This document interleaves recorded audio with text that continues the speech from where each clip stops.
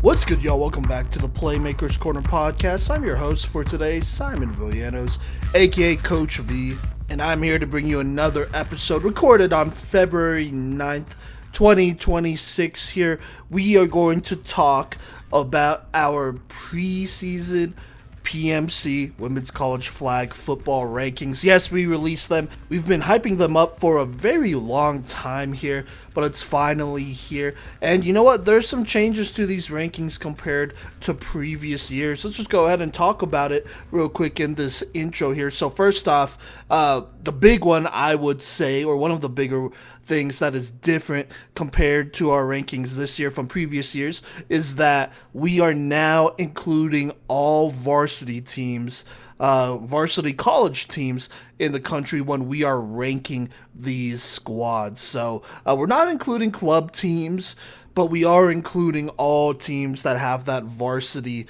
status here. And so it's a lot of teams to talk about. In previous years, we've only done NAI flag football, which I still think personally, you have some of the best talent still in those ranks at the moment.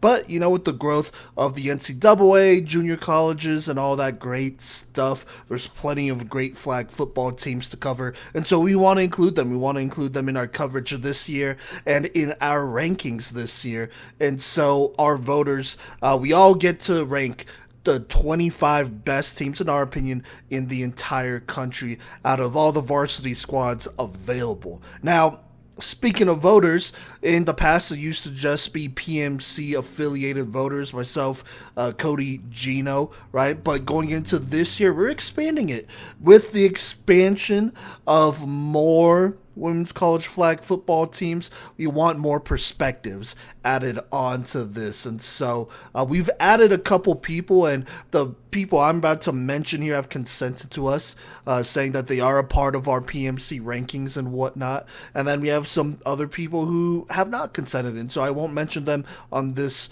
episode here, but our voters are made up of us, obviously, us three at PMC. It is made up of a number of former women's college flag football players that we've covered, that have won Playmaker of the Week, have made our all PMC teams, are super decorated, and are still involved in the flag football community, whether it's Team USA, coaching, or what have you. They are still very much involved there.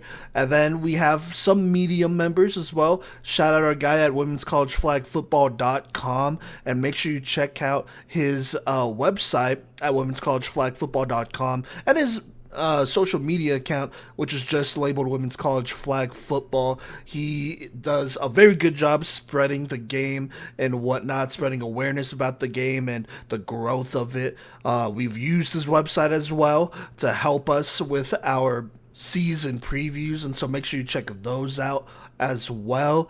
But just somebody who really cares about the sport and cares about the growth of it. Like I said, check out his website at womenscollegeflagfootball.com, but he will be helping us with these rankings week by week. Also, whoops, I forgot to mention one of the players, or one of the former women's college flag football players voting on our polls, is the legendary Kennedy Foster, the former wide receiver DB for Kaiser, who was a mainstay for them for a while, and also a coach, I believe, as well. She will be voting on these rankings alongside some of our other women's college flag football alum and former players. And then last but not least, shout out our guy, Coach Nate, over here. He's actually voted on I want to say our last 2 or 3 end of the year awards here, and so obviously we got to give our guy a vote here. GM, head coach of Lights Out Flag, director of iFlag Football, director/coach of Texas Fury Flag Football, who is obviously one of the premier teams in the entire country.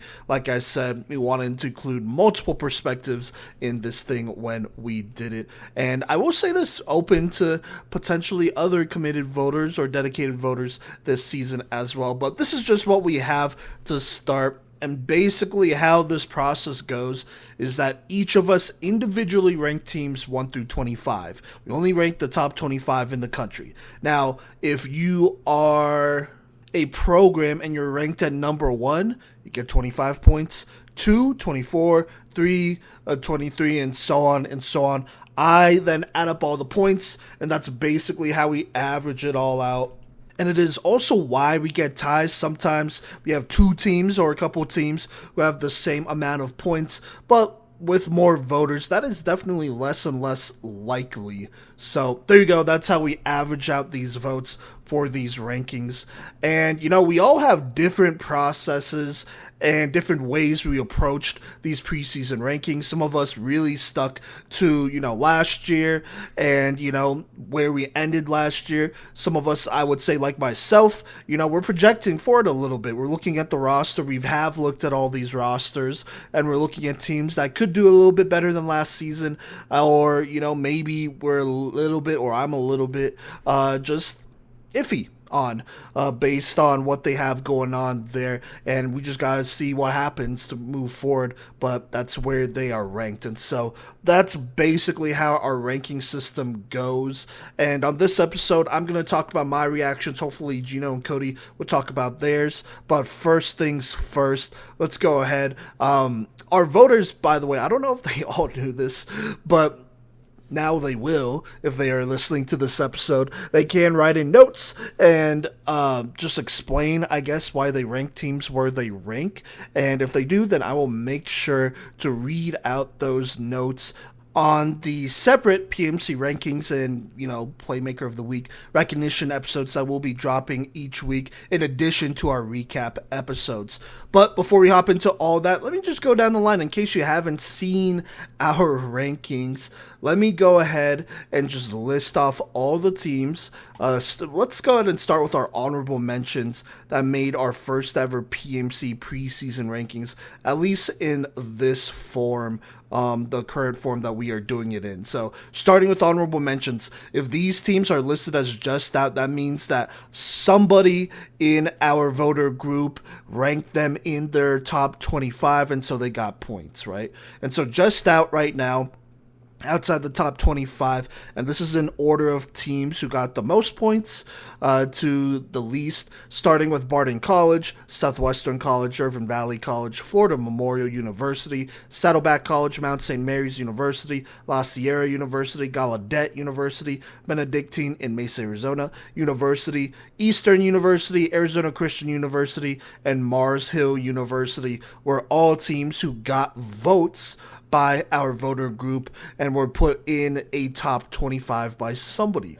Now, the next 25 teams are the 25 teams that received the most amount of points and were either ranked really high by somebody or were teams that a lot of us ranked as well. Like I said, it's all averaged out. But at 25 right now, we have Ferrum College, 24 Cumberland University, 23 Marymount University, 22 the University of St. Francis, 21 King University.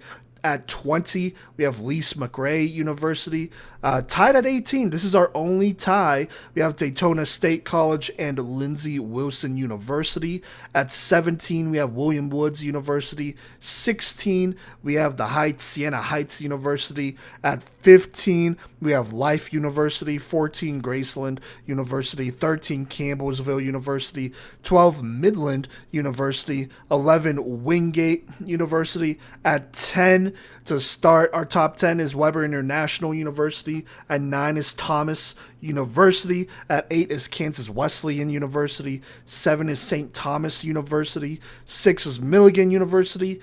At 5, to round out our 5, is Florida Gateway College. At 4 is Baker University. At 3 is Warner University. At number 2, we have Kaiser University, who did get a first place vote here, which is what that one in parentheses is. And at number 1 is your defending NAIA national champions, Ottawa University. So there you go. That is our top 25 preseason PMC rankings here for 2026. Now, as far as notes go, we're going to go ahead and start with our friend from womenscollegeflagfootball.com. He had his own rankings and he had notes for those players. Make sure you check out his rankings at his platform at womenscollegeflagfootball.com and at his social media on Instagram, Facebook, wherever you could find him. Let's just go down the line. I'm going to read off the notes he listed for, let's start with the teams that are actually ranked in our PMC top 25. But just to start here, there are actually a couple of teams that made our honorable mentions that he had notes on. Let's start with Florida Memorial. He said the Lions return a core of experienced seniors who have been with the program since its early days. And then Arizona Christian, another honorable mention, said this roster is anchored by a mix of high-impact transfers and versatile athletes. So there you go. Now, at 25 in his rankings was William Woods. They would end up being number 17 for us. He said a disciplined Owl squad led by Addy Schillick, who shows defensive skills and intensity. So there you go. He also had Daytona State ranked, which is ranked tied at 18 for us. A little bit of a mixed bag with our voters here, but he did also contribute to that, giving them a vote, but said the Falcons entered their second season with a deep battle-tested roster of sophomores and newcomers. Make sure you check out that season preview that I was able to do on them, because I completely agree. Then he has Life here, who is ranked in our rankings here at 15 in the country. He said, Coach, I think it's Moraes or Marai, excuse me, sorry, but Coach D over there leads a veteran roster and a ball-hawking defense. Agreed there. I want to read off what he had to say about Gallaudet and Eastern. Or really these next couple of teams. He had a couple of teams here who he ranked that were honorable mentions, didn't quite make our top 25. So let's go ahead and start with Gallaudet. He said most of the team returns from an undefeated squad in 2026. Also worth noting that they beat Marymount, who won their conference last season.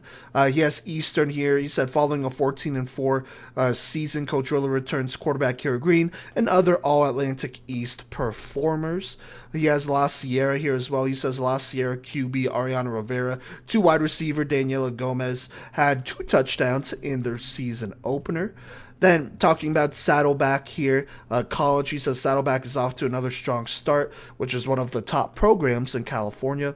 And then right here, he has Irvin Valley, who he says returns a high-power core, including quarterback Akela Chappell. So there you go. All teams, like I said, who made our honorable mentions were just out here, but did not quite make our top 25. Now back to teams who did make our top 25.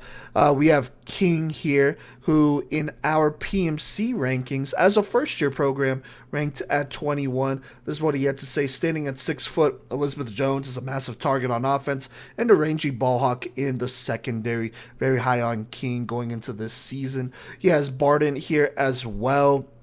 Barden College, that is, here as well, which was just out. They would have been our 26th ranked team, but said led by Coach Jazz Vincent, the Bulldogs inaugural squad brings elite talent. So there you go there. Now, we have Kansas Wesleyan, who we ranked at 8, our first top 10 team. He said another top-tier program in 2025. With the coaching change, though, KW, though, deserves the benefit of the doubt. And I agree with that, but they are ranked here for a reason, I would say. There is definitely a little bit of, we'll see what happens for this squad. Now at 13 here, we have Weber, who we have ranked at 10. Set an extremely well-established program entrenched in a talent-rich area. Weber is built to last. So there you go there. Moving on, we have Ferrum College here, who is a first-year program. They are ranked right here at 25 here for us. He said another Conference Carolinas team that impressed in the offseason, winning an NCFFL championship, which is big time. So there you go. Yeah, we have Marymount here, who we have ranked at 23. He said last season Marymount was the team to beat in the region. A lot of talent returns here in 2026, and that is true. I believe they returned the majority of the roster. So there you go there. Now we have Wingate here, who we have ranked at 11. And this is what he had to say about Wingate, but he says Coach Schlager brought some proven players in. Immediate success is expected at Wingate. So there you go there. Now, In his rankings, Thomas is ranked at number 9, and in our rankings, they are ranked at number 9. He said a top 5 team last season. How much does losing the head coach affect the success of this season? And I agree, that is a huge storyline going into this year, which is why, they are Thomas. We gave them the benefit of the doubt of being a top 10 team, but, it's not the usual dominance that they've been in since they've been around. So there you go. Now, we have Lise McRae here, a first-year program, who we have ranked in our PMC rankings at 20. This is what he had to say. Of all the new teams in the lead-up to this season, Lise McRae to them is the most impressive, which makes sense. I could see why. Now, we have Milligan here, who he has ranked at 7. We have ranked at 6 here. Said the ultimate anytime, anywhere team, put everyone on notice last season. At 6 in his rankings, he had St. Thomas. In our rankings, St. Thomas was at 7. So close, just flipped with Milligan here. But yeah, this is say another top-tier Sun Conference team could push Kaiser or Warner for a title. So there you go. Now, in his rankings, he has Baker at 5. We have them at 4 in our PMC rankings. He said, no other challenge Ottawa like Baker last season. Coach Willie Perez is a huge reason why, and I'd have to agree with that. Now, at 4 in his rankings is Florida Gateway. Florida Gateway made number 5 for us, so very close here. But he said, so long as playmakers like London Fletcher keep lighting it up, no one really wants to play Florida Gateway College, and I agree with that. At 3 in his rankings, he has Warner, and actually these next 3 really line up here because his rankings are the same as ours. But at 3 is Warner. He says, a couple of close finishes for being perfect last season. Coach Mims knows the game. At 2 is Kaiser, says could probably swap the top 2 again this season. Here's hoping for a repeat of last year's NEI final. And then last but not least, we have the number 1 team in the country and his number 1 team as well in Ottawa. He said until the champs in Kansas lose the game of flag football, they stay on top, which does reflect the feeling that the majority of our voters feel about Ottawa going into this season. So there you go there. Shout out womenscollegeFlagFootball.com. Make sure you check out his website and appreciate the contribution. Okay, now me, Coach V, I'm going to go ahead and react to this and talk about my rankings as well, just trying to be transparent here. But I'm going to go ahead and start with the teams that were just out for me, but also got votes from our other voters, starting with Florida Memorial here. FMU, that is a team that comparatively to other teams in the country, they have a lot of athletic ability and talent. They do bring back a number of seniors as well, which does matter. I mean, you have experience, and when you're playing teams that are first-year programs, I think you would assume that they would do better against those first-year programs, against inexperienced teams. And so I was looking at FMU. They also returned their quarterback as well in Josiah Christie. I was looking at them and I was like, yeah, I could see them making the top 25. For me, they're ranked at 26. I think going into this season, they play in the Sun Conference. There will be plenty of opportunities to show that they belong in our top 25. And we're going to have to, honestly, we're going to have to see them win some more games for that to happen. But we will see first. Another team that I had ranked up here was Gallaudet. So I know some of our other voters voted for them as well. They beat Marymount last year, and that really stood out to me. Other than that, couldn't find too much film on them. Didn't play the most games either, although they did beat Marymount by 2 scores, which does matter, and that is a top 25 program in the country. I think going into this season, they will be a varsity program. They will play more teams. It'll be a good opportunity to see what they are made up of, and if they could win a couple more games, they could definitely slide in here for me. I also had Purdue Northwest. Nobody else voted them in here, but I wanted to shout them out. I know they have some talent, a great coaching staff over there too. I think some wins could really move them up here in our rankings, but they are a first-year program. They're going to have to prove themselves. I also have Southwestern, who had some votes here from our other voters. They haven't posted the roster yet. I know they have lost some players, some key players, and so I'm very interested to see what they look like. I think winning some games here in the KCAC, which is a very strong flag football conference, they could easily slip into the top 25, but there is a lot of unknown here, which is why I didn't put them in my top 25. And then last but not least, you have Benedictine Mesa. They're a first-year program. I kind of just want to see what they do first here, but I know they have some talent and good coaching over there. Now, the last team I want to mention here, I only had one team in my top 25 rankings that did not make our PMC rankings, and that was Mars Hill. I think I actually might have been the only one. Sorry, that's not true. Kennedy Foster also voted for them, as well as another women's college flag football alum, but they were near the bottom for us in points, so there is that. But Mars Hill was a team that, I did a preview on. Their coach, shout out Coach Switzer, he did his thing over at Heston. I mean, he's a proven winner on the women's college flag football level. You kind of got to assume that Mars Hill will make a move up into our 25 here soon. And they got a lot of talent over there as well. Make sure you check out that season preview. Now, let's go ahead and get into the rankings here. At 24 for me was Marymount, who we had at 23 in our PMC rankings. I mean, there's no reason to believe that they're going to be good again or not going to be good again this season. They bring back everybody. I think for me, the reason I have them ranked a little bit lower is just because of the talent in the Atlantic East. Can these teams travel and push a Sun Conference team or one of these other established NAIA teams? I really don't know about that.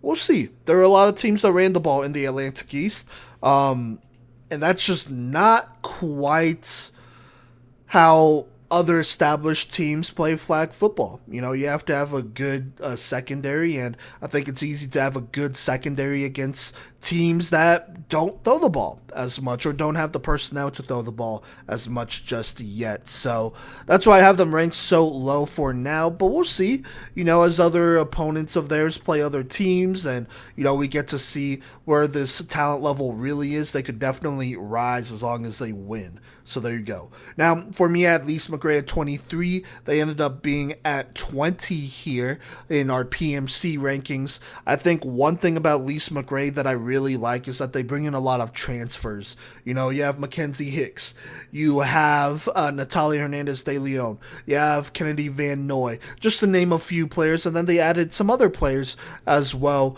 through high school recruiting to fill out the rest of this roster. And now they've already played, and I mean, granted, they played a club team in North Carolina, from North Carolina, and they beat them by 50 plus points. So this team has a lot of talent.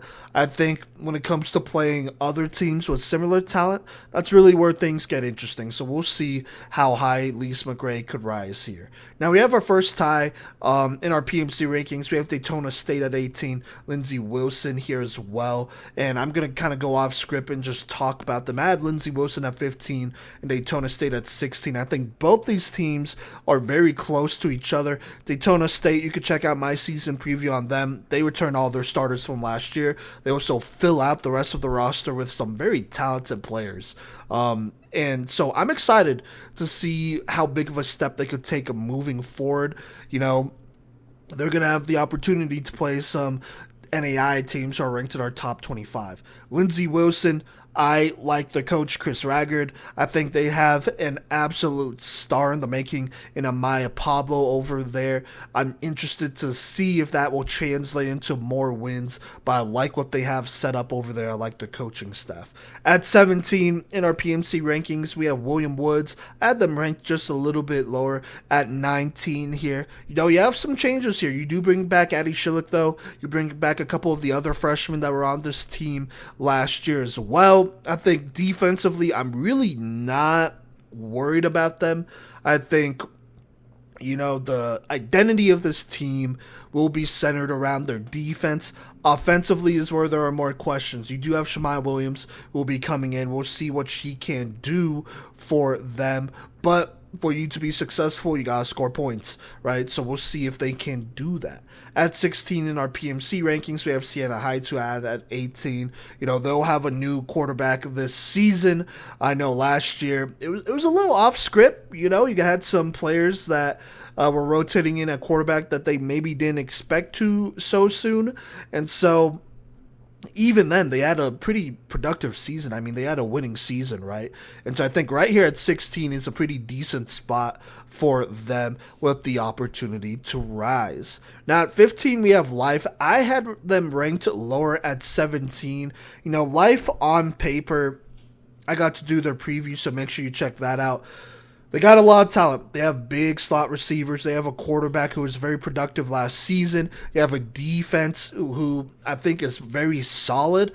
I think, though, this team has, fluctuated in their consistency, though, as they have been a younger team in the past. This season, I mean, they have a lot of experience, though, around, 2 years at least, right? I think this team could make some moves, but I think it's also worth noting that this was also the team that lost the Florida Memorial late last season. A team who's not in our top 25, at least yet. So keep a lookout on that, right? I think they could either slide or move up here. It'll be a very interesting team to watch, but definitely a team with a lot of talent over there. Now at 14, we have Graceland. I had them ranked at 14 in my rankings as well, so that's where my rankings line up with our PMC rankings. Graceland, tremendous growth last season. They add a couple more players. They add a couple quarterbacks as well. I think quarterback will be interesting. How consistent can they be on this level, and can this quarterback, whoever it is, whether it's Barrios, who's been there, or one of the freshmen they recruited, can they win them more games against teams who are ranked ahead of them or around them, like a Life, a Campbellsville, Midland? We'll see what happens, right? But I think they do have some talent here. It's just going to really depend on that quarterback position. I also think the defense is going to get better over there as well.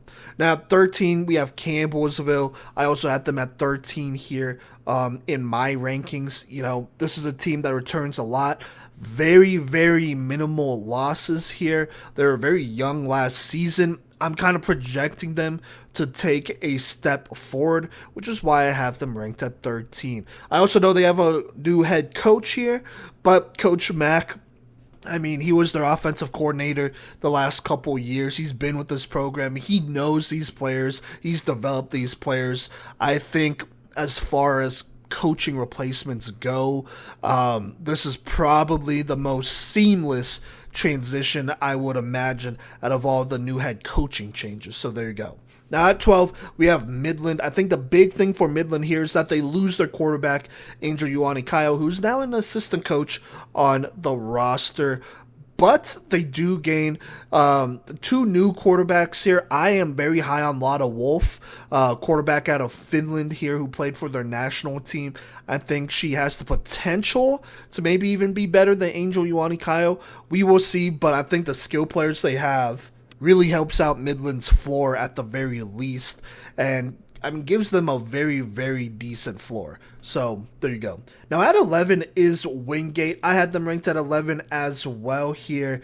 Wingate is a team that I am very high on. I think they have a great quarterback over there, who we are obviously very familiar with here at the Playmaker's Corner. Make sure you check out their season preview as well. And then I think they have some very tall, physical wide receivers, a lot of talent over there. They have arguably the best rusher in the country in Von Brusso over there, and that does matter, right? Especially when you have some inexperience on the defense. Now, still a young team. I think the players with the most experience has maybe a year, right? Brusso, Cadwell, just to name a few. Matty Jones as well. But we'll see what happens. Coach Schlager, he's been successful in the past. We'll see if they could continue that moving forward. Now, to start our top 10, we have Weber. And actually, now that I am looking at this, I believe, except for one difference, most of my rankings line up with the top 10 rankings here. But at 10, I have Weber, great coach, right? We always know that because they have a great coach in Molesky, that their floor is always going to be decent no matter who they have over there. But they also bring back some great players, Caitlin Sigmundy, Emma Balako, just to name a few, as well as some of their younger players from last year's Iona Shingles, who made our roster, or all PMC team, I believe, and then Igiana Edwards as well. They also add a familiar name in Savannah Cox, who we got to cover in when she was in high school. She is making her flag football return. I think that'll be huge for Weber. But I think the big story is, what is that quarterback position going to look like? Are they going to be successful? And, they play in a tough conference. You have 1, 2, 3, 4, 5, and then you have another college here who's not in the conference, but I'm pretty sure they're going to play. So that makes 6 teams in the top 10 of our PMC rankings that they're going to have to play at one point or another. So it's going to be a great opportunity to see, hey, how well can this young quarterback perform? Are they legitimate? If they're legitimate, they succeed. But we'll see, right? At least right away. I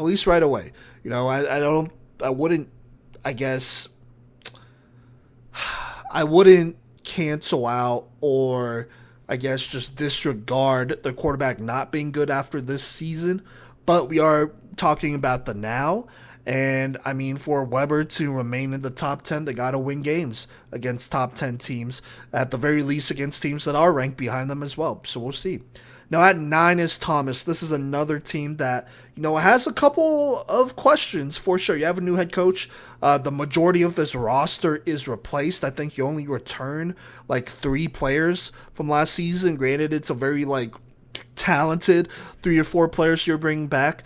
Destiny Lockett, one of the best players in the country, will be there, and so I think that definitely matters. But you have a coach, a first-year coach, and Coach Seals over there, who has played this game, has been with this team last season.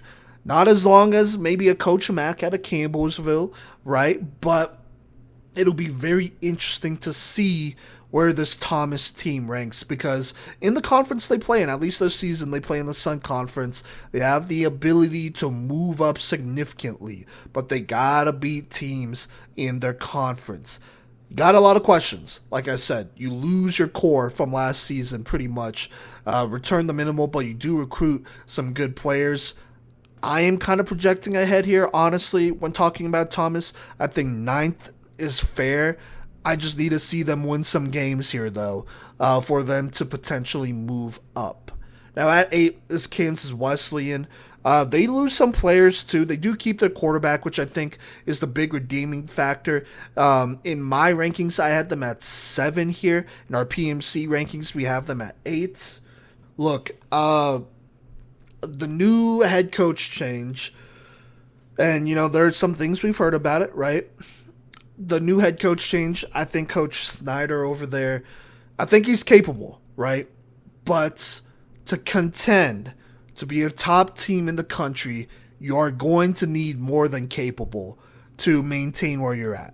Now, they're lucky that they have Shiro Owada for one more year. She's excellent. She's going to be probably a top quarterback in the country. No doubt about it, right? Very decorated quarterback for the Japan national team over there. And then you have some other receivers coming back, like an Aaliyah Wood, who, did not make our all-PMC preseason team, but definitely somebody who we know what she could do. She's probably one of the best two-way players in the entire country. And so, with all that being said, I mean, you also bring back Alexa Mansour, not as a player, but as a coach, and I think that also matters as well. Just having some sort of flag football experience in the coaching staff on this roster, in this program. And so I think there are some questions here, just like Thomas, just like Weber. But we'll see. We'll see what happens here. And obviously, I'm not alone here, as other voters also voted Kansas Wesleyan in a similar spot, if not maybe a little bit lower. Now, at 7 is St. Thomas in our PMC rankings. I actually had them ranked just behind Kansas Wesleyan at 8 here. They do have a coaching change, but shout out Coach Derek. I think it's Duque over there. like Coach Mack, he's been with this team forever.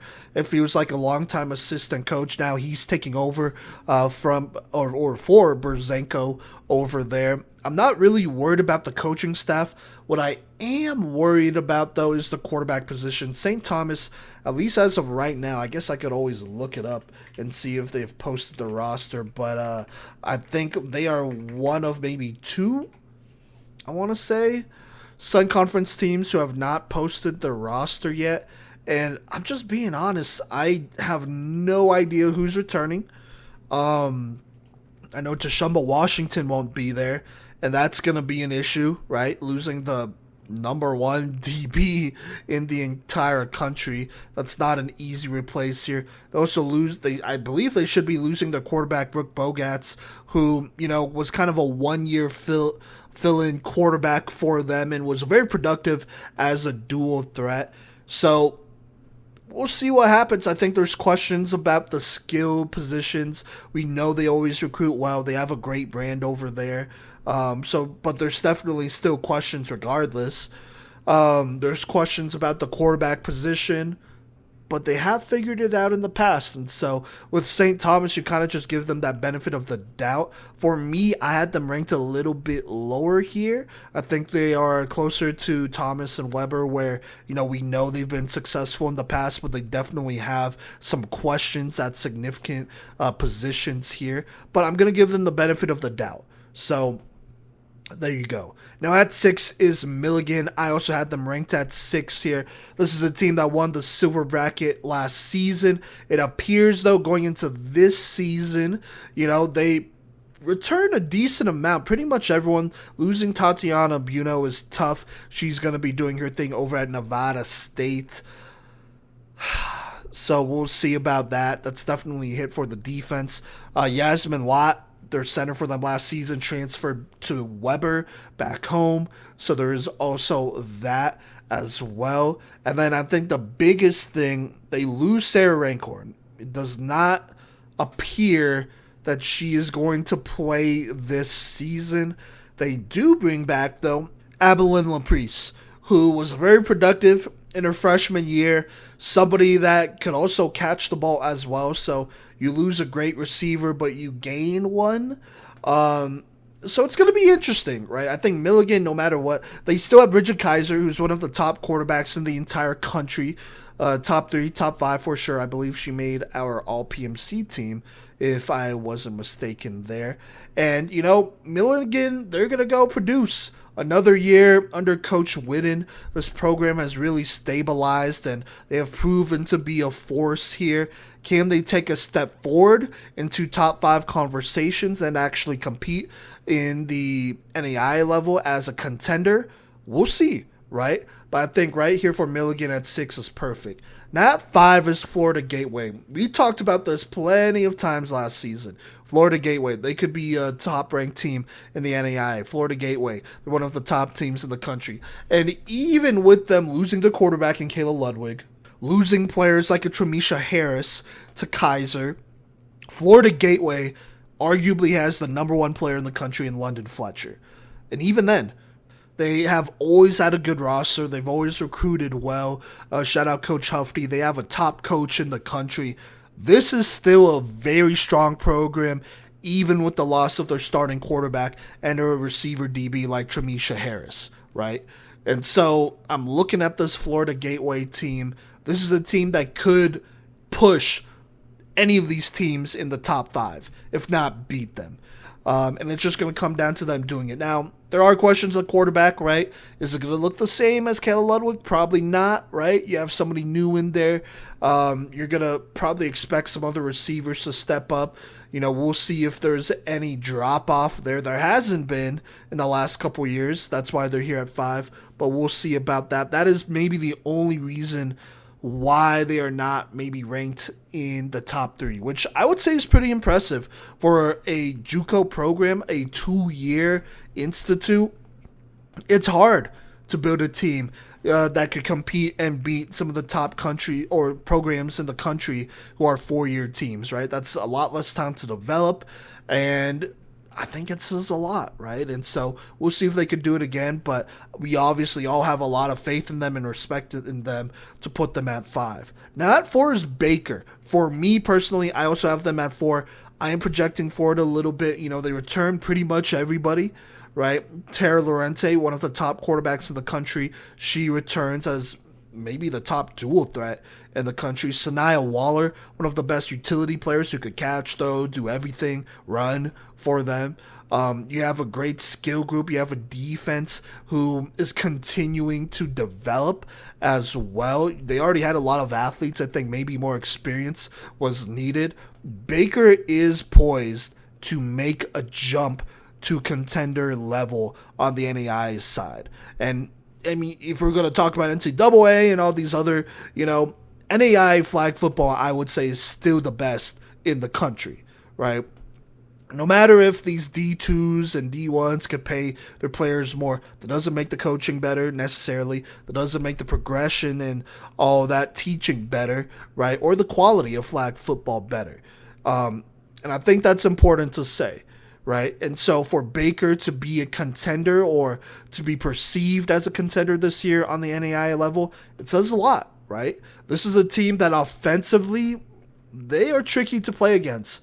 They have this might come off as glazing, but I do not care. This is how highly I think of him. They have a genius at offensive play calling in Willie Perez, who is extremely creative, right? They're going to give you a bunch of different looks. They're going to make it hard in pre-snap for you to figure out what they're doing. There's going to be a lot of options for them to go a couple different ways in a single play, right? This is a hard team to defend if you don't have a team that's just outright better than them. And at this point with the recruiting they've done, there are not many teams that are outright just better than them. And it may be soon that they could definitely climb these rankings. They've climbed every year so far. So if the progression continues, they climb from here. Now at 3 is Warner. This is a team that is so complete. Returns their head coach, who we obviously love here on the podcast. He, ever since he's taken over, has stabilized this program, and they've been a team that's consistently been a top 7, at the very least, team in the country, right? As of late, they have pretty much solidified themselves as just a yearly top 5 team in the country. And it's because of Coach Mims over there. It's because of the recruiting he's done. It's because of the roster he's built here. And it's a very good roster. You have a former MVP in Anna Pack, Anna Vincentini. You have all these great receivers, Jessica Finley over there. You have freshman phenom, which is what we're hearing. And we also got to cover her, so we're a little biased. But I got to shout out our girl, Avalon Lux-Offerman over there at Warner, who only adds to what they have. You have Lauren Clark, probably one of the best defensive players in the country, who you can move anywhere, she's going to wreck the game, right? You just have such a complete team here. You also bring back a quarterback for the first time in a while, Catherine Hutchinson, who got significant playing time last season, who played well, had flashes here and there against some good teams. I think another good offseason underneath her belt. You could definitely expect her to take a step forward. And I mean, in the end, you're looking at a Warner team that does not have as many holes as other teams, that brings back a lot of talent, that brings back proven talent, and really what it's going to come down to is them winning these tough games against other squads, because I think there is the potential for them to be the number 1 ranked team in the country at some point this season, but you cannot do that if you're not beating teams ahead of you. And we're going to talk about these 2 teams ahead of them real quick here. But really high on Warner. I expect them to make a move for number 1 this year. Now at number 2, right now is Kaiser. They did get 1 vote. Shout out our guy Nate here. He actually voted them number 1 in his rankings. I also had them at number 1 originally when I made my rankings, before I finalized them. But the news officially that Keelan Coleman will have to sit out, I think for now I have to put them at 2. Now if she was playing, I think she'd be at 1. She's a proven winner, very talented. easy, right? But right now, they're going to have to start a freshman at quarterback. You have two very talented options in Adrian Rivera and Ava Wallace. I would assume Ava Wallace would be the quarterback. We'll see what happens, though. She's extremely decorated on the club level, extremely talented. I mean, there's a good chance that she just comes out slinging that football and, Kaiser, they prove to be the number one team.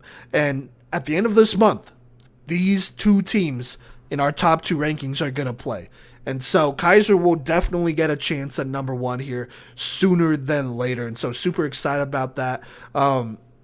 Extremely talented team, although they lose a lot, right? Kennedy Foster, who's now one of our voters, right? She's not there anymore. Samaya Bryant, Adriana Cavallati, Chloe Griffin. You lose some key players. This is a team that has recruited extremely well. Arguably the number one recruiting class a couple years in a row now. You have Janasia Wilson over there. You have Sophia Guitron over there. You still have Brenna Ramirez over there. You have Ashley Clam, the face, arguably of flag football, and maybe the best player in the entire country over there. It's hard to look at this team, and a proven coaching staff, it's hard to look at this team and be like, they're not the favorites to potentially win this year. And there's only one team that we look at as better than them in the entire country, or could be better than them in the entire country right now, and that is the number one ranked team in the country, Ottawa. Like I said, pretty much all of us voted for them to be number one here. They're the defending national champs. Now, they lose a lot. There's questions at quarterback. There's questions really all over this roster, but they have also recruited well. They also have the most proven and decorated coaching staff in the country in the Sauer sisters over there. There's no reason to believe that they are not number one until they lose. Now, they're going to get pushed here pretty soon here early in the season. At the end of the month, like I said, they're going to have to play a Kaiser. I believe they play Warner as well, and then they play Wingate, who has some proven talent over there too. It is not going to be a smooth start to the season. I wouldn't imagine. It'll be a trial by fire, and I think for a team like Ottawa, this is what they need. They need to be challenged right away, right? Because it's going to pay off in the end. Win or lose, it's going to pay off in the end. That's what history has shown us so far. But right now, I think they're number one. I mean, even without the players that they won't have from the last couple years, there's no reason to think they won't be until we see them lose. So there you go. Those are my reactions to that. I feel like my rankings line up really with a lot of our PMC rankings, a lot of like-minded minds here, but really excited for this season. I think at the end of the day, rankings, you can look at them, you can overanalyze it. It's going to come down to who wins games, and so I'm excited to see who wins this year. What is going on, y'all? This is Gino with the Playmaker's Corner podcast, and it is time for me to share some of my thoughts of our first ever preseason national power rankings across all levels of women's college flag football here in 2026. We got an awesome mix here of JUCOs, NAIA, and Division III all the way up to Division I. I'll be sharing some of my thought process for each team for their ranking, as well as going over why I feel that these teams justify being in this first ever preseason top 25 national power rankings here.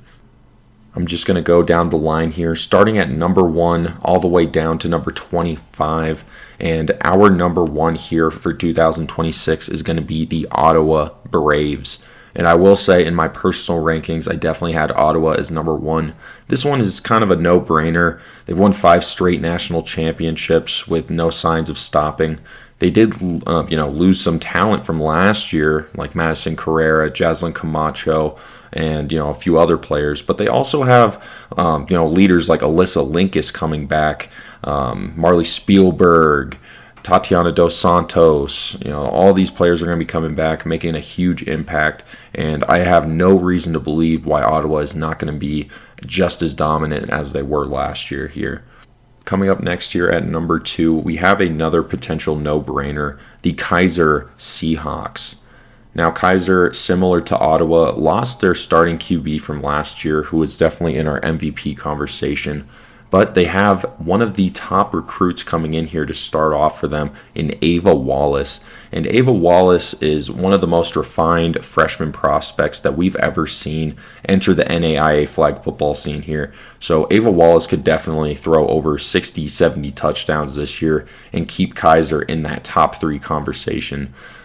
They did lose a lot of talent there in the linebacker room and their rusher from the last several years in Emma Wagenman. So that is a little bit of concern, but their freshman class is great, and they should have some great players here jumping in and making a great impact right away. Coming up here at number 3, we got the Warner Royals.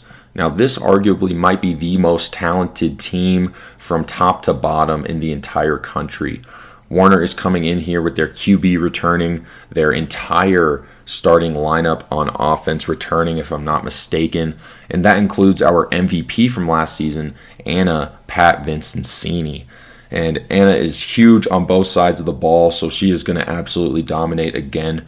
You also got big-time freshmen like OMG coming in, and then you also have, Avalon Lux Offerman that could definitely make a huge impact right away for Warner. I love Catherine Hutchinson's game. She's a great player for that system. So honestly, Warner could definitely slide into the top 2 here with how they're looking going into this season. Now at number 4 is a team that had a big surge towards the end of the year in the Baker University Wildcats. Now Coach Perez over there coaches a very tough team. They do not shy away from any sort of competition. They don't care who they're playing. And to be honest, I think this is a team that could also slide into the top 3 here with how they were looking towards the end of the year. Tara Lorente is an MVP candidate going into this season. You already know Sanaya Waller is going to be great too.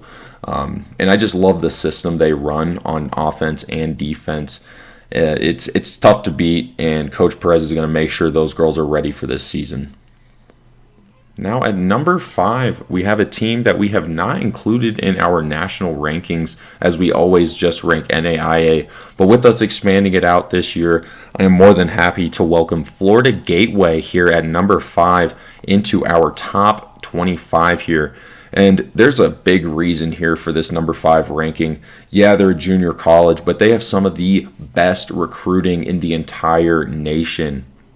The athletes they have are just absolutely fantastic, and I think they could truly beat any team in NAIA or across any level here.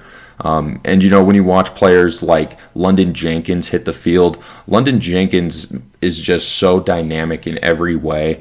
When you have her as the leader of this Florida Gateway squad, and when you look at how many players they have returning there in that receiving room and on the defensive side of the ball, it's going to be scary for sure. Now up here at number 6 is a team that I have talked plenty about. I did their preseason ranking, so I'm not going to go too much into detail here, but Milligan coming in at number 6 is no surprise. That's a high-powered offense, and they went crazy recruiting in this offseason here with some really big-time freshmen that I think are going to make a big impact right away. But, Bridget Kaiser, Krista Quinn, Caitlin Quinn, Abby Lynn LaPriest, these players are already very good at what they do, and they're due for another big season here in 2026. Now, let's take a look at number 7. We have the St. Thomas Bobcats.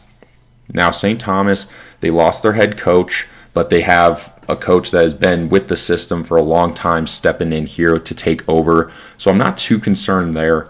My biggest concern is just how much talent they lost between the quarterback, wide receivers, defensive backs. It's a little bit of a question as to what we're going to be seeing for them in 2026. We also don't have an updated schedule, so it's a little bit iffy to say. I think 7 is a very safe ranking for them. I might, in my personal ranking, I know I had them back one spot or two, but I like this spot at number 7 here for St. Thomas.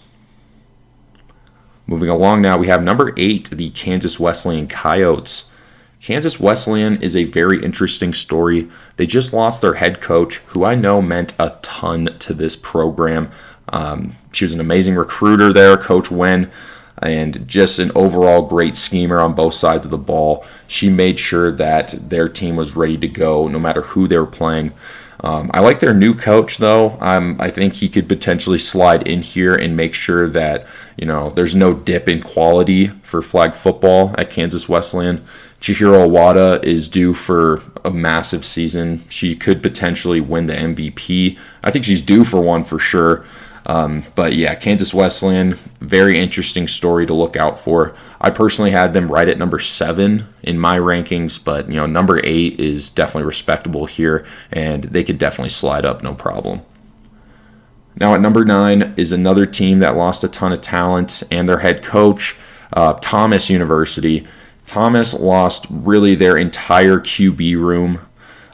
They have a former player stepping in to coach, which is honestly pretty great. I think they really, really need that, and just keeping that culture there that Coach Palmer built, that's very important. So Thomas is one to keep an eye out for. I think number 9 is probably where they're going to be for most of the season, but I really hope they prove me wrong and get back into that top 5 where they belong there. Rounding out our top 10 in these preseason national rankings is going to be Weber International. Weber is no stranger to our top 10 rankings whatsoever. They're always one of those teams that's going to be in the mix for a top 7 or top 8 spot. The only thing is, though, they did lose their quarterback for the last 4 years there in Samantha Wilson. But I still love what they've got there. Riley Bolser is going to be electric on both sides of the ball, especially really on defense. I think is where she's going to be shining the most there. But outside of that, you also got girls like Emma Balacco. Emma Balacco is going to be great. One of the, I would say, probably top 3 or 4 utility players there in that conference. So Weber International, I don't think they're going to have any problem making some noise this year. And it'll be cool to see if they can slide above teams like Thomas and St. Thomas finally here. They have a great position here to do so and make themselves a top 3 team in that Sun Conference. Now we have another new program here at number 11 in Wingate University. Next here we got at number 11, Wingate University. Coach Schlager has been absolutely dominating on the recruiting trail for Wingate. He brings in a ton of talent here for 2026 from all across the country. They really should be a top 10 team this year when all is said and done. But, you have to think about how tough that conference is that they're currently playing in. But, for them to be at number 11 as a first-year program in the national rankings, that's pretty special. And, we over here at this podcast definitely believe in what Coach Schlager is doing over there. So that's going to be a great team to keep an eye out for. Now at number 12, we have another team that's usually hovering around that top 10 spot here in Midland University. Midland is another one of those squads that loses their QB from last year, but I think it's one of those rare scenarios where that could end up being a good thing. I think they really needed a change at that position if they wanted to elevate their program and just their overall ranking here. So I'm honestly so excited for what Midland's going to be looking like. They got Ducky Archuleta over there that should be sliding in right away on the defense. If not, potentially at center as well. Midland's going to be great this year and could potentially slide in at the top 10 at any point. Now at number 13 is going to be Campbellsville. Campbellsville is always a tough team to play. I'm not sure if they're going to stay around this number 13 spot, if I'm being completely honest. But, I think this is a very safe spot to keep them at. They always give Milligan a good game, and Milligan's one of the top teams in the country, so that's not by accident there. That rivalry is always so fun to watch. Campbellsville should be making some noise this year and, stay in this top 15 potentially. Now at number 14, we got Graceland University. Graceland University, Coach Richardson made such a massive change there, and for the better. This was a team that was right around the bottom of all of NAIA, but now they are a very respectable program. And not just respectable, but they are a very good program. They are going to justify this 14 ranking, no doubt here. I'm very excited for what Coach Richardson is going to put together here for this program this season.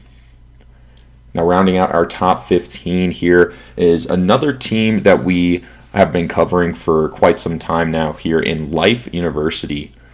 Life is bringing back quite a few of their key playmakers from last year, like Deshae Branham and Altiera Gooch, and these are very electric players that any team would be happy to have. It's really just a matter of them getting over the hump and beating some of these teams like Weber and Thomas, St. Thomas, to get over the hump and get themselves in that upper echelon of the Sun Conference. Now, sitting here at number 16 is a team that just joined our coverage last year here in Siena Heights. Siena Heights did really great last year, especially for a first-year program, so I'm really, really excited what they're going to do here in year 2. And speaking of second-year programs, coming in at number 17, we have the William Woods Owls. Coach Holloway will be taking over as his first official year as the head coach of this program. Coach Schlager over there at Wingate was actually originally the head coach there to start last year. But now Coach Holloway, he took over last year, got them a couple of the postseason wins last year, and even gave Milligan a nice game in the Silver Bracket Championship. William Woods' stock is up, in my opinion, despite how much talent they lost to that transfer portal.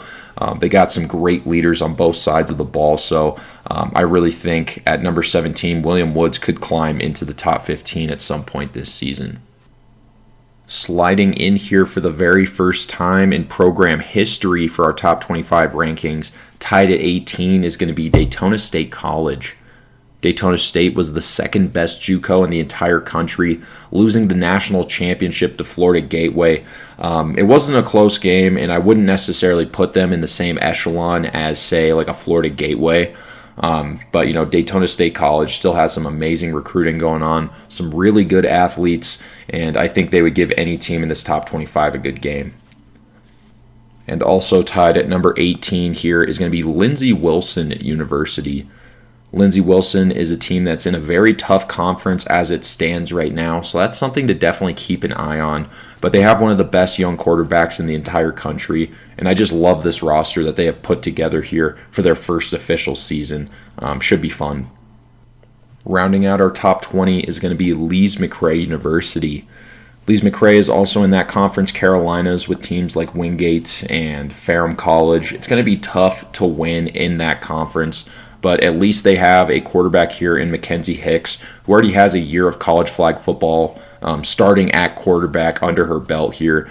So she should be a leader for this squad, and hopefully they can stick around here in this top 25 because we're really excited for what they have going on this year. Now at number 21, we have King University. I think after watching some of the film from their scrimmage against Lees-McRae, I was a lot more comfortable sliding them into this top 25. They have a utility player in Alyssa Ramos that I think is going to absolutely light up the scene here in flag football. Super tough player, great leader. So the fact that they have her is great. But overall, I just love the scheme that I'm seeing so far, and the athletes they have on defense makes them a tough team to beat. At number 22, we have another new NAIA program that's going to be joining our coverage, and this is going to be the first time ranked on our top 25 here. And as a first-year program, that is absolutely huge. But we have University of St. Francis. University of St. Francis is going to be playing on a pretty tough schedule here, and honestly, they have to play teams like Weber, Warner, Southwestern, Campbellsville, Midland, Graceland, Life. This is a very, very difficult schedule as a first-year team, so we're very excited to see how they fare against such a tough schedule here. Next here at number 23, we have the king of the crop as far as Division III football goes last season here in Marymount University. Marymount absolutely decimated every opponent they played last year. But the Division III flag football scene was a lot more limited than it was this year, or than it will be this year, excuse me. So, I think Marymount should fare well this season, and they could definitely even climb even higher than this 23 spot based off of how well they did last year. At number 24, we have Cumberland University. Cumberland is another one of those squads that is going to have quite the schedule ahead of them this season. They got games against King University, Campbellsville, Milligan, Reinhardt, Mars Hill, Lindsey Wilson, Life, Siena Heights, St. Francis. This is not an easy schedule to have as a first-year program here. But honestly, based off of what I have seen from their coaches, the players they've recruited, they should be very comfortable here at this number 24 spot. And rounding out our top 25 preseason rankings, out of the Conference Carolinas, we have Ferrum College. And yeah, like I just said, Ferrum College is out of the Conference Carolinas. Going to be a tough schedule this year, but so far everything we've seen from the offseason shows that they're going to be a tough squad to beat, and they should fit in perfectly in that very tough conference there. And with that all being said, folks, I'm going to go ahead and pass this mic off. This is Gino with the Playmaker's Corner podcast, and thank you so much for listening. Peace out.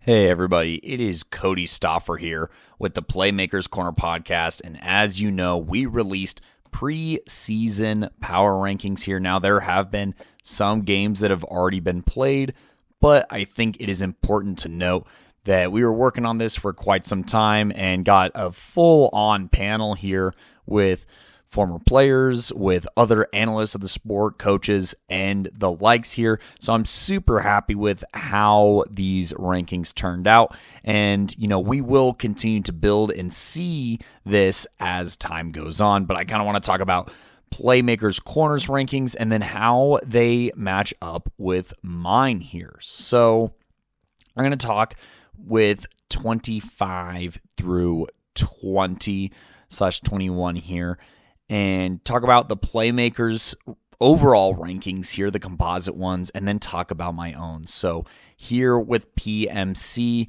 we have Ferrum at 25. We got Cumberland at 24 as well. We got Marymount at 23, University of St. Francis at 22, and King University at 20 with Lise-McRae at 20. Now, these are a mix of the same-ish teams that I have within that range. Now, I have King at 21, just like the national rankings here. I saw some film that they had as far as some of the offseason scrimmages go and was a fan of that. Same with kind of Lise-McRae here. I have them at my 22 spot. I do love the talent that they're bringing in, the coach that they bring in. I did also just see maybe some of the less exciting stuff as far as just like turnovers and stuff from other films that I was able to see that has me a little bit on the fence. But as far as talent goes and as far as coaching and leadership goes, this is a team that should continue to trend up. Now, one of the teams that just missed out in the just out category was Mount St. Mary's, which I had at my 23 spot. I had Ferrum at my 24 spot. And one of the just out teams was Benedictine Mesa here. So as for these teams, my teams here, King 21, Lise-McRae, St. Mary's, Ferrum, Benedictine Mesa. I broke mine up into tiers for this episode. And so this is my buy low, sell high category here. Now, these are programs that obviously are in their first season right here with Benedictine, Ferrum, St. Mary's, Mount St. Mary's, Lise-McRae, and King. But they're ones that I think could trend upwards, but I'm more of generally speaking, a person, an analyst who sticks with what's proven and then projections kind of come second, right? So a lot of these new teams weren't going to break into, I don't have a single new team in the top 10 or anything like that. But I think that these are teams that can make pushes. I want to see how the Conference Carolina shakes out here and kind of what those teams are able to do, as well as what they're able to do against teams across other divisions, NAIA, D3, JUCO, and all that jazz, to see just exactly where they kind of stack up. Now, one of them that did make the top 25 in that range, or two of them, I should say, between Cumberland and the University of St. Francis. They were both in my just out. So those are teams that I also think kind of belong in that buy low, sell high.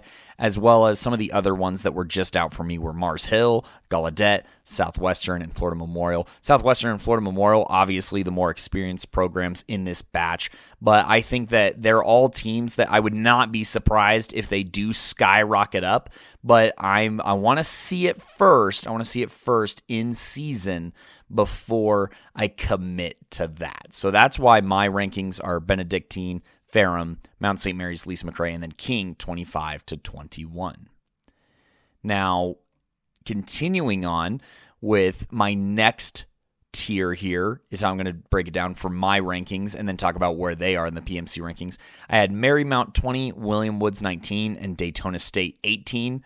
Now, if we look at where they're at in relation to the PMC rankings, Marymount was 23, Daytona State was 18, exact same spot that I had them in, and William Woods was at 17, whereas I had them 19. So pretty similar range. This tier has kind of seen success, but will it repeat?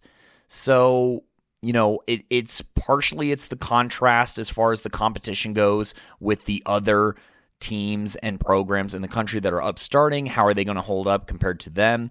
And also, what did they lose in the offseason, and will it be sustainable after a year where everyone's had more to go? Marymount, very successful last season, went undefeated, kind of owned that East Coast, that Northeast Coast kind of setup here.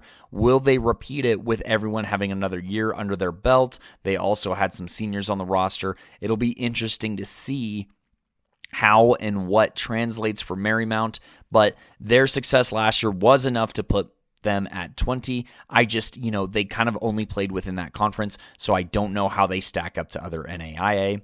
William Woods, that was a team that made the Silver Bracket Championship last year at Nationals for NAIA, but they lost almost everyone, which is obviously an uphill battle. They do bring back a couple of players, but they lost a lot of talent to other programs that transferred out, and so this is going to be an interesting season for Coach Holloway and company here for them out in Missouri. But I still think, I still trust Holloway here. I still trust the ones that are returning, as well as some of the athletes that they brought in to still field and pitch a respectable season and program. Hence the reason I have them at 19.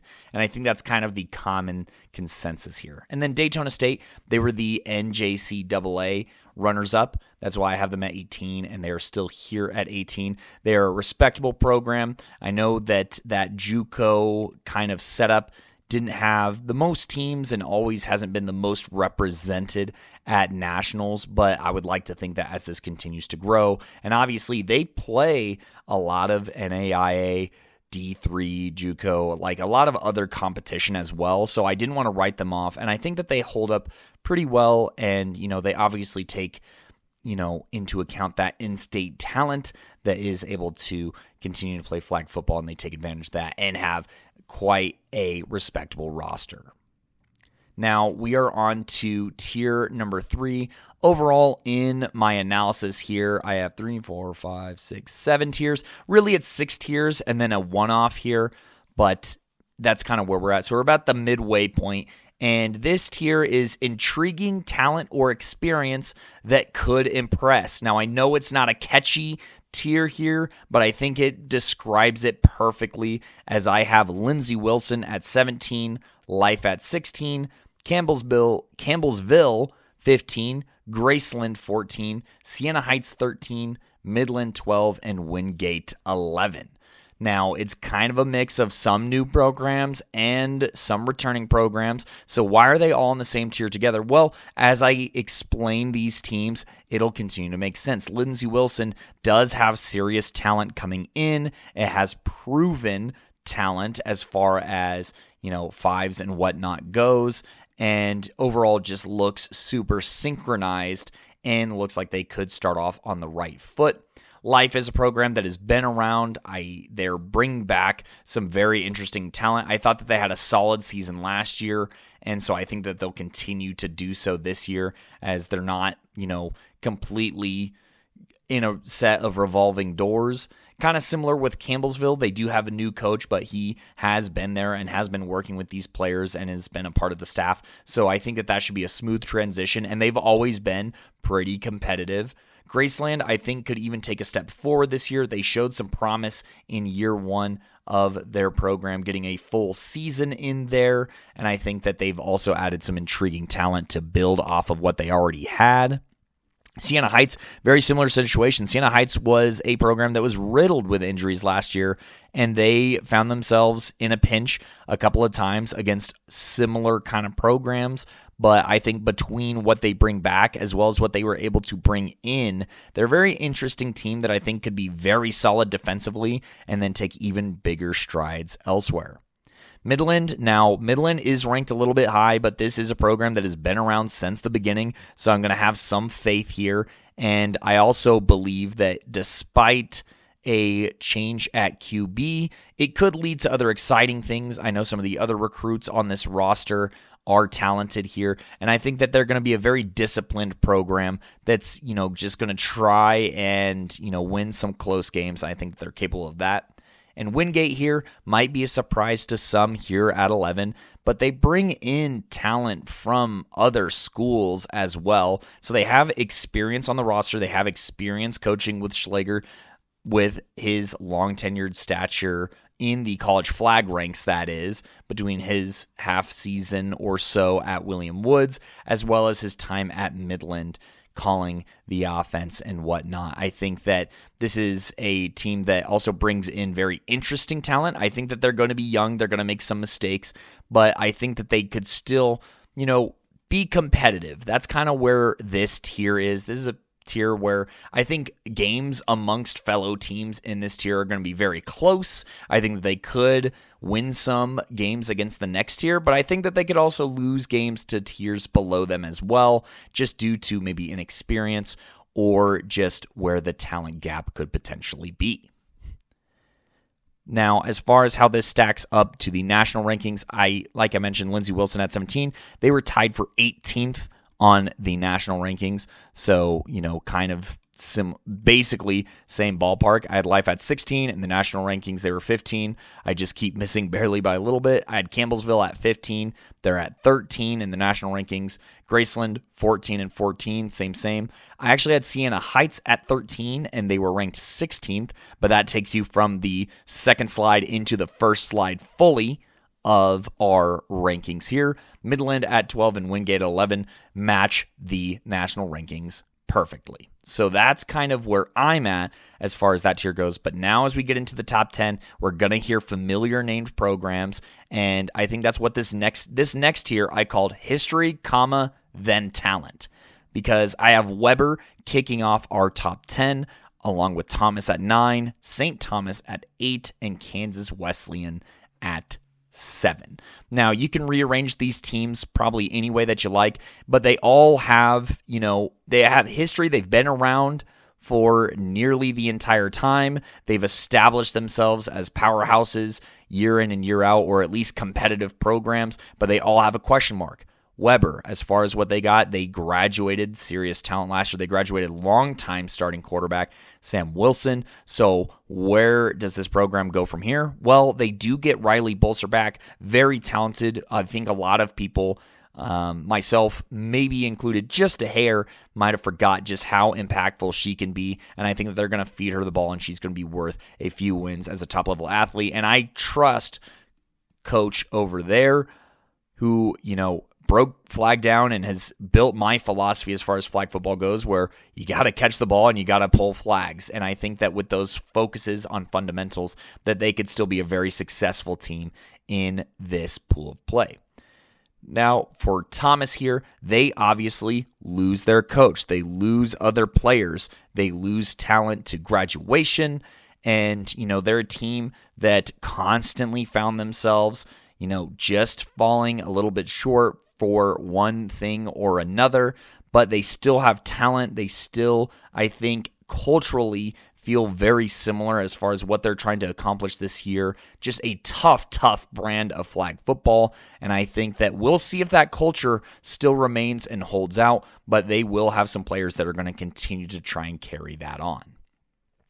At 8, we have St. Thomas University. This is another team that is getting a new coach, but this coach was already on the staff, and I believe that it should be a seamless transition. They lose very important players like their quarterback from last season graduated to Shumba Washington, one of the most electric players in college flag football history, herstory even, as far as a varsity sport goes, is not coming back and also is putting in rankings, which is super fun and exciting.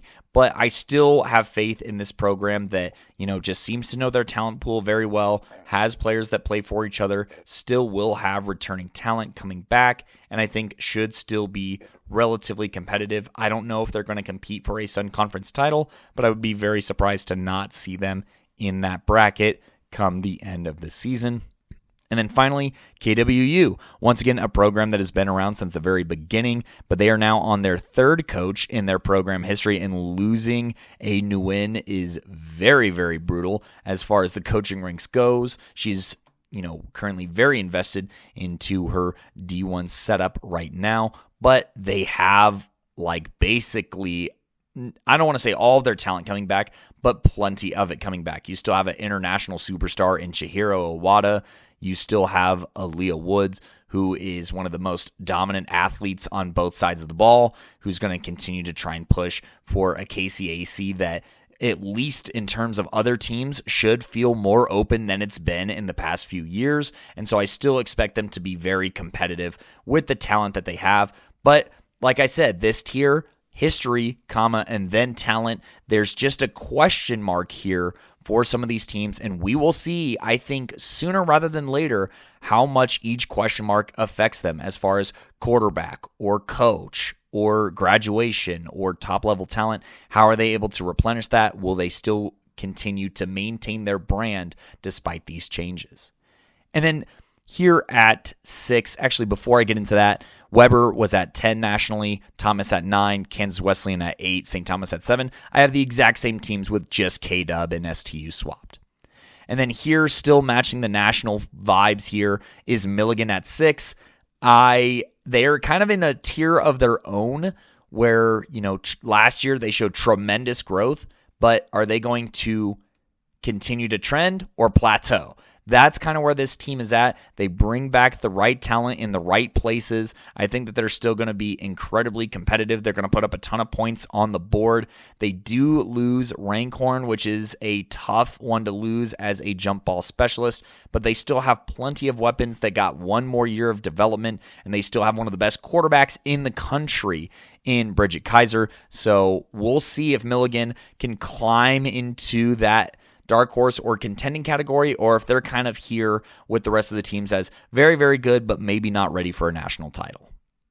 Now here, for me, this next tier is kind of my dark horse tier. They could be the best in the country, but I want to see it first. It starts off here at number 5 with Baker here.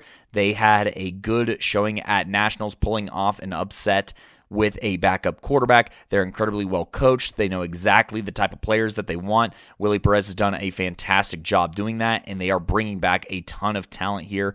They are ranked even higher in some other people's rankings here, but like I said, I look at the history book first, and I kind of reference that before I get into projections, so I want to see it first. I want to see them beat Ottawa before I get really serious about this team moving up further than that. I want to see them dominate this rivalry against Kansas Wesleyan. I want to see them make themselves very defined and clear-cut as that next team that can compete for a national championship.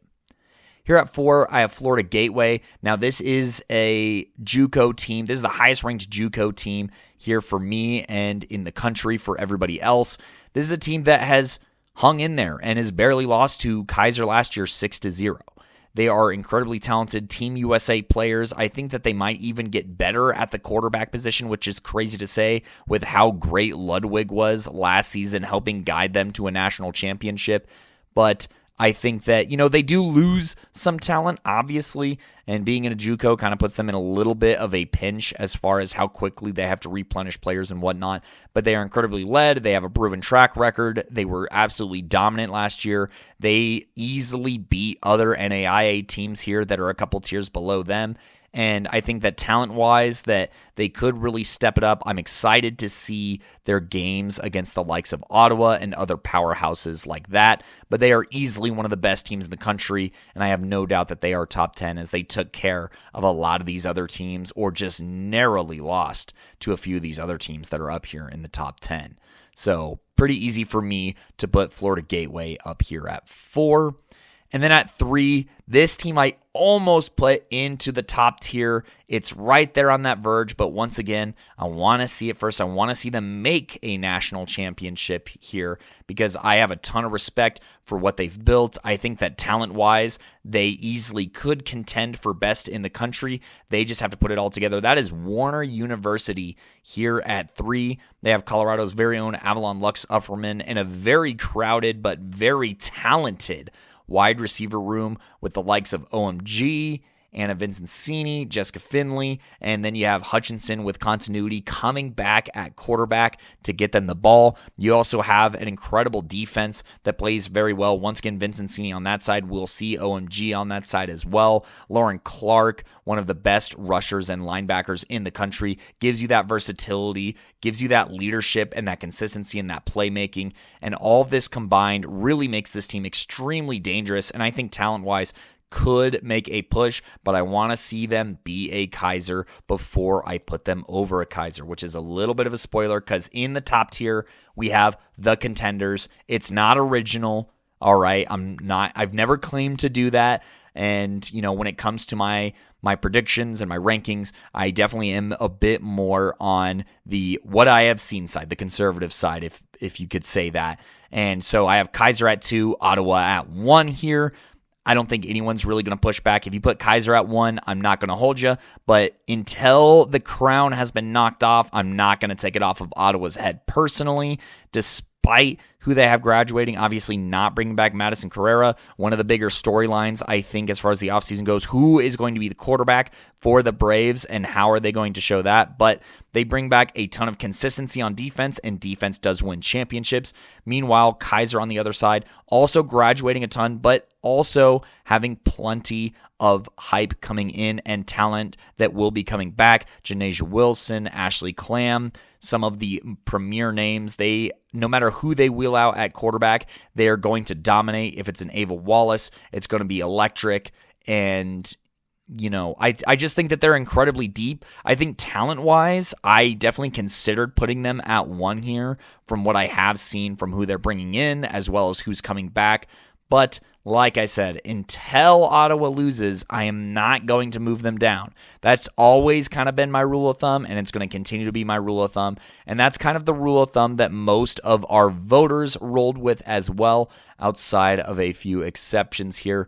But for the top 5 of the Playmakers Corner composite rankings, you had Florida Gateway 5, Baker 4, and then the top 3 match me exactly, Warner, Kaiser, Ottawa in ascending order for 3, 2, 1. And yeah, I think that that's kind of my full analysis. I know that was a little bit jumbled here as I kind of spit out my thoughts while also addressing the national rankings. But I just want to say thank you to everybody who is on our committee here. I think this is a really fun committee with lots of good and unique experiences here.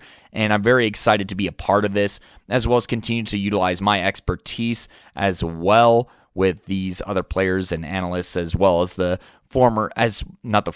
current and prior PMC rankers here as well. And yeah, I think it's going to be a very exciting season. I can't wait for all these rankings to get super messed up with each matchup. And as we watch more flag football, I can't wait to continue to watch this game grow, develop, and just watch these high-level athletes go out there and compete, and watch some of the best minds in flag football put each other to the test through multiple chess matches and high-level contests this season. Buckle up, it's gonna be a good one.